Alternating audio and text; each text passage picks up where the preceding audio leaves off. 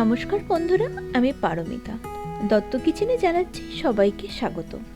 শীতের সবজিগুলোর মধ্যে ফুলকপি কিন্তু আমাদের সকলেরই খুব পছন্দের একটি সবজি। আজ আমি ফুলকপি আলু দিয়ে সম্পূর্ণ নিরামিষভাবে একটি তরকারি তৈরি করব। আপনারাও যে কোনো নিরামিষ দিনে এই রেসিপিটি তৈরি করতে পারেন। রেসিপিটি তৈরি করার জন্য প্রথমেই 1 টিস্পুন গোটা ধনে আর 1 টিস্পুন গোটা জিরেকে আমি আধ ঘন্টার জন্য জলে ভিজিয়ে নেব। এবার একটি মিক্সার গ্রাইন্ডার জারের মধ্যে দিয়ে দিচ্ছি একটি বড় সাইজের টমেটো, 2 ইঞ্চি আদা কুচি, 2টি কাঁচা লঙ্কা। এটার পেস্ট বানিয়ে নেব। আমাদের ধনে আর জিরেটাও ভিজে গেছে। এবার জল ঝরিয়ে নেওয়া ধনে জিরেটা আমি এর মধ্যে দিয়ে দিলাম।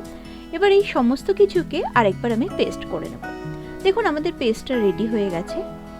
অপরদিকে কড়াইয়ে আমি গরম জল হতে দিয়েছি। আমাদের জলটা ফুট ধরছে। এই অবস্থায় আমি একটু নুন দিয়ে আগে থেকে কেটে রাখা ফুলকপির টুকরোগুলোকে এর মধ্যে দিয়ে দিলাম। ফুলকপিগুলোকে আমি 1 মিনিট মতন ভাপিয়ে জল ঝরিয়ে রেখে দিয়েছি। এবার সেম কড়াইয়ের মধ্যে দিয়ে দিচ্ছি 4 চামচ সর্ষের তেল, সামান্য একটুখানি নুন আর একটু হলুদ গুঁড়ো।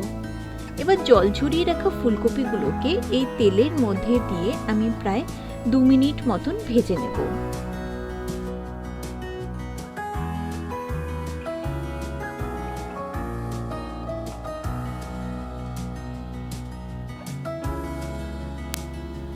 আমাদের ফুলকপিগুলো লাল করে ভাজা হয়ে গেছে। এবার আমি ফুলকপিগুলোকে তুলে নিচ্ছি। আর এই একই কড়ার মধ্যে দিয়ে দিচ্ছি আবারও একটু সর্ষের তেল। এই সর্ষের তেলের মধ্যে দিয়ে দিচ্ছি সামান্য একটু নুন আর একটু হলুদ গুঁড়ো। আর আগে থেকে কেটে রাখা আমি আলুর টুকরো এই তেলের মধ্যে দিয়ে দিচ্ছি।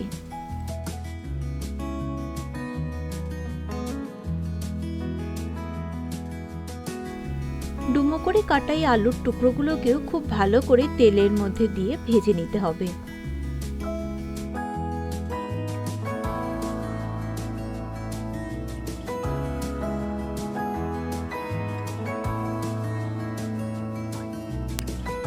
আলুগুলো ভাজা হয়ে গেছে। এবার আলুগুলোকে আমি তুলে রেখে দিচ্ছি। আলু ভাজার তেলের মধ্যে দিয়ে দিলাম 2 টুকরো তেজপাতা আর দিচ্ছি হাফ টিস্পুন গোটা সাদা জিরে। এবার এই ফোড়নটাকে একটু তেলের মধ্যে তৈরি করে নেব।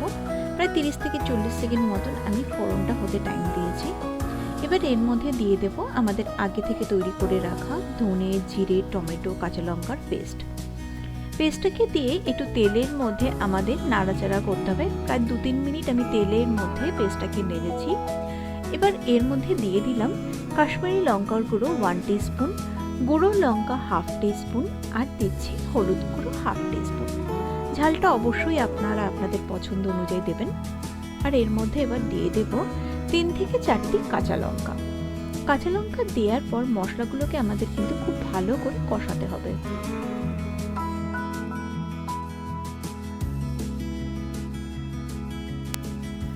মশলাটা খুব ভালো করে কষিয়ে নিয়েছি। এবার আগে থেকে ভেজে রাখা আলুগুলোকে আমি মশলার মধ্যে দিয়ে দিলাম।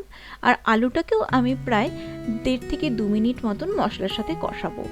এই অবস্থায় যদি বোঝেন মশলাটা খুব ড্রাই লাগছে, তাহলে আপনারা সামান্য একটু জলের ব্যবহার করতে পারেন। এবার ভেজে রাখা ফুলকপিগুলোও আমি দিয়ে দিলাম। আর আলু আর ফুলকপিকে একসাথে আমি কষাতে থাকবো। আলু ফুলকপি দিয়ে কষাতে গিয়ে মশলাটা খুব ড্রাই হয়ে গেছিল, সেই জন্য সামান্য একটু জল আমি এখানে অ্যাড করেছি।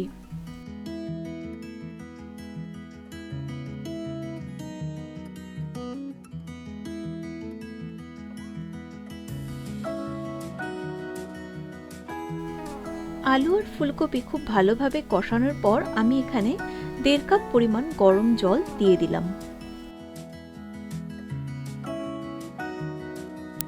দিয়ে দিচ্ছি স্বাদ অনুযায়ী নুন আর হাফ টিস্পুন পরিমাণ চিনি এখানে ব্যবহার করলাম। চিনি আর জলের পরিমাণটা আপনারা সম্পূর্ণ আপনাদের পছন্দ অনুযায়ী ব্যবহার করবেন।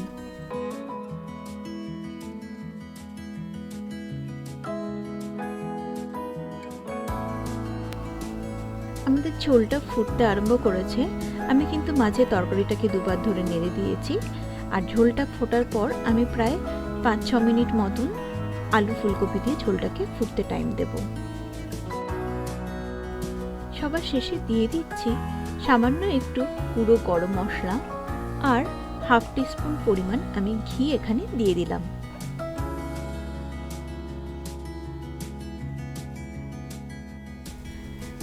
নিরামিষ আলু ফুলকপির তরকারি আমাদের রেডি হয়ে গেছে। এবার আমি গ্যাসের ফ্লেমটাকে অফ করে 10 মিনিটের জন্য কভার করে তরকারিটাকে রেখে দেব।